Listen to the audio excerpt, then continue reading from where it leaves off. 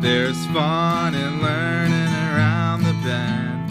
You could even do it with your best friend. If there's science stuff that you like to know, come watch Allie and CoCo's Science Show.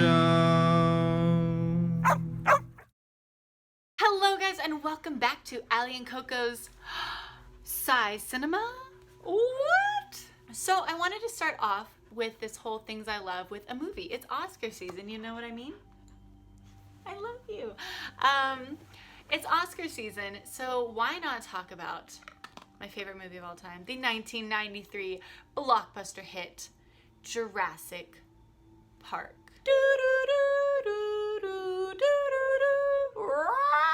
It's a dinosaur. Okay, anyway, Jurassic Park, based on the book of the same name by Michael Crichton. I've read the book, I've seen the movie a bajillion times. It's amazing. It has, for the first time ever, scientists, well-trained, intelligent people are the heroes. They're not like evil scientists that are out to destroy the world or do something stupid. And they're not nerdy scientists that nobody listens to. These are awesome, badass scientists who know a whole lot of stuff. And a lot of my scientist friends love Jurassic Park. Despite all that, how scientific is the movie? Yeah. Let's get into it. I'm going to start off with the obvious ones first. First off, most of the animals are from the Cretaceous period, not the Jurassic. Now we can say that they took liberties in naming the park because Cretaceous Park sounds stupid. Let's be real. However, these animals were not from the Jurassic period. Another thing, how the dinosaurs looked. The movie was made in the early 90s, and I don't think at the time scientists even knew that dinosaurs had feathers. There may have been theories out there and ideas, but not anything that they had found. That doesn't look very scary. More like a 6-foot turkey. But in reality, dinosaurs were feathered. Raptors were about the size of turkeys. Dilophosaurus wasn't like a cute little puppy with frills. And you know, things like the T-Rex actually had really good eyesight. Now, there was that part where Dr. Grant says T-Rex doesn't want to be fat, he wants to hunt. The idea is that T-Rexes were actually more like scavengers, just cleaning up after all these fool dinosaurs. So kind of how they look is, you know, they took some liberties. Now, again, maybe if the movie was made today, they would have had feathers on the dinosaurs and the whole franchise would be different. So I understand why, for continuity purposes, why they don't have feathers in the films of today. But anyway, dinosaurs had feathers. Also, The species of Variformin's been extinct since the Cretaceous period. girl, where'd you get that plant DNA? There hasn't been any preserved DNA from that time period. The furthest back I think scientists have been able to go is about 30,000 years for plants. It's usually, you know, seeds or pollen found in a bog from like the Ice Age. So we do have that. We don't have plant DNA from the Cretaceous, and that gets me into probably the biggest thing. Could we replicate a dinosaur the way that they do it in this movie? So the DNA in general has a shelf life of about 521 years. So that entire strand of DNA is probably going to be gone in a little less than, in about 6.8 million years. That DNA is not going to be very pure. So in order to replicate the DNA, you would have to have just like pure dinosaur DNA, or you might replicate the wrong part. You might replicate the mosquito's DNA, the tree resin. You might get contamination from mold over time, or dust and dirt from the excavation process. I don't know about adding amphibian DNA into dinosaur DNA. It doesn't really make sense to me since they weren't as closely related to each other as like another reptile or birds. Now, you may say for science fiction purposes, it is science fiction at the end of the day, they might have wanted to have that African bullfrog DNA so that they could change sex and life finds a way and they lay a bunch of eggs all over the island. But there are other animals, not just amphibians, that can change their biological sex when needed. So, you know, some issues there. Also, just last but not least, a very small point is the lysine contingency. I can't remember his name, gosh darn it, but Dr. B.D. Wong says that they have this to make sure that they don't kind of get out and start taking over an ecosystem. They have engineered their DNA to not produce lysine. If there were a problem, if the people stop feeding them and providing this lysine, the animals will die. Vertebrates don't produce lysine. We get it from plants or other animals who eat plants. So also life finds a way. If they're not getting lysine from the humans, they can start eating plant life on the island, or jumping on a cruise ship and going to New York and wrecking havoc over there eating people. So it's an interesting idea, not one that is very plausible or makes sense, but that's okay. You know, quite a bit besides that. While the DNA would have been degraded by that time, or non-existent, or kind of mixed in with insect DNA, the whole replication process of DNA is accurate. Let's say you find a drop of blood at a crime scene, and you need to do multiple tests on that drop of blood. You can replicate the DNA using polymerase chain reaction, or PCR, to have enough DNA to find out who your murderer is. Let's say we did find dino DNA. Dino DNA. We could replicate it in theory. It's not gonna happen, but we could in theory. And maybe the design of the dinosaurs weren't right as far as feathers or eyesight or size go.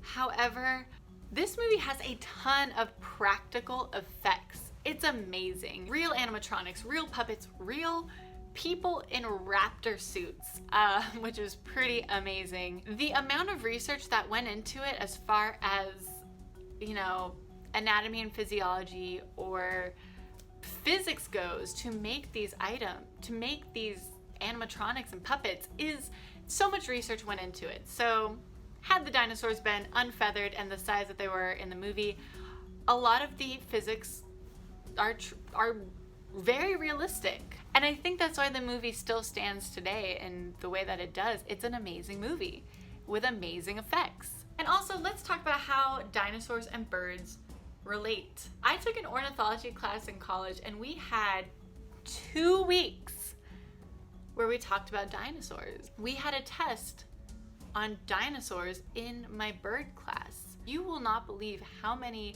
similarities these dinosaurs, these reptiles, have with birds. They have similar bone structure, from like their skull structure where their eye sockets go to their clavicles, their wishbones, their feet structure, their wing/hand structure, their hollowness of their bones, how they moved, so many similarities. And then you get into kind of the outside stuff. They lay eggs, they have feathers, they have scales, they're warm-blooded. There are so many similarities that, so a lot of, you know, philosophical scientists and cladistics might ask you, what makes a reptile a reptile? What makes a bird a bird? And where do you draw the line? It's just a very interesting thought process. Where do you draw the line? No, I don't think the dinosaurs just evolved into birds. It's not really how evolution works.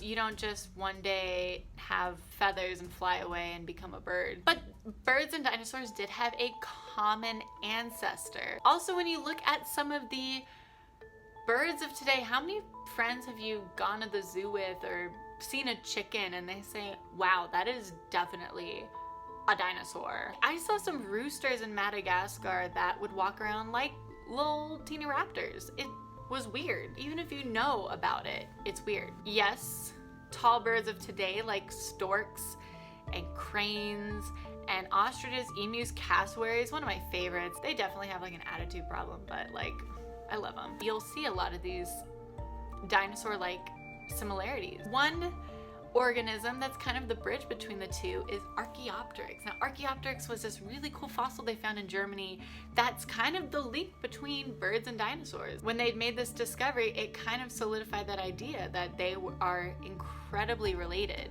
And now we are finding dinosaur fossils with feathers. So it just kind of, as we find more information, we learn more about how similar birds and dinosaurs are. A cool thing about Archaeopteryx is while they did have wings and feathers, they also had little like claws. A bird still living today, which is considered like the missing link, living fossil, is a Hoatzin. The Hoatzin is a South American bird, and yeah, when you look at it, it looks like a freaky dinosaur. But the coolest thing about this bird is their chicks have claws. Their chicks are hatched with claws that they use for climbing in trees, which is believed to be why Archaeopteryx had their claws. Claws aside, they look like dinosaurs, but claws. They got claws on their wings. Oh my god, it's super cool. I think they're cool birds. I don't know, people might think they're ugly. I think they're adorable, awesome, scientifically amazing birds. Birds and dinosaurs are so linked, from Archaeopteryx to some toothed birds of the past to tall birds of today and the Hoatzin. So definitely read up on some of these organisms because they are cool. So before I get into my rating, I just want to make a few notes. The T-Rex doesn't want to be fed, he wants to hunt. Awesome line, not true. Number 2, Dr. Sattler is the absolute best character in this movie. I love Laura Dern. She kills it in this role. Here she is, like a paleobotanist slash botanist, and she is trying to find out why this Triceratops is sick, and there are botanists out there who can look at your symptoms and know what you got into. Anyway, I love Laura Dern. She's the best. She's the absolute best. Dinosaur eats man, woman inherits the earth. Dinosaurs eat man. Woman inherits the earth.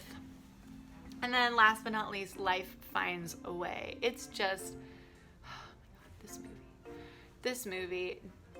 If an organism of any kind is finding it hard to survive, they'll find a way to survive or they'll die. And that's how we get all these new species as time goes on. So now it's time to get into the rating of this movie. What on earth am I gonna give this movie? Of course, I'm gonna give it a 5 out of 5. Favorite movie of all time.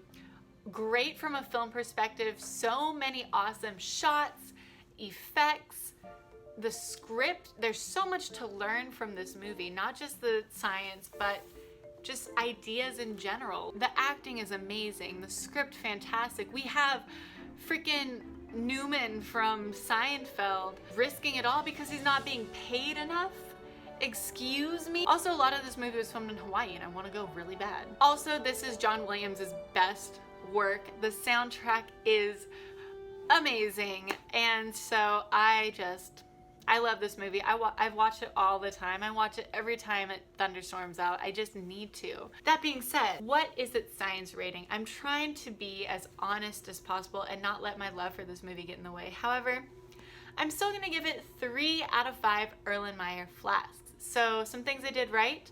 They connected birds and dinosaurs very well, and a lot of the biology and physiology they talked about is true. The actual process of genetic mutation and DNA replication is true. Probably the most true thing about this movie though is that when John Hammond comes to their dig site and they say, look, we got all this work to do, and he says, if you come for the weekend, I'll fund your dig for 3 years. This guy's been funding it for a long time to get all this information, and oh my god, the sciences are so underfunded.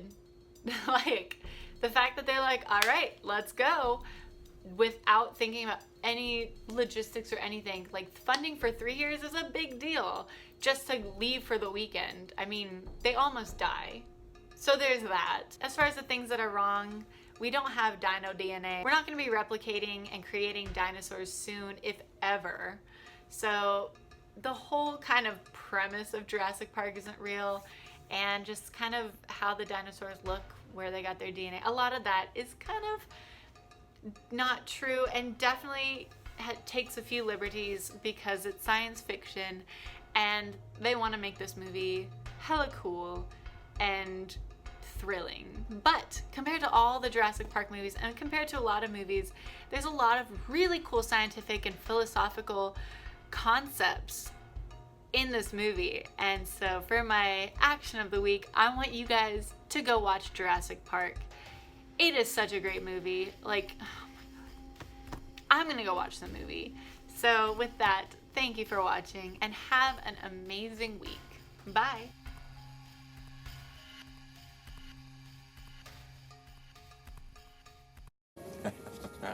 Oh.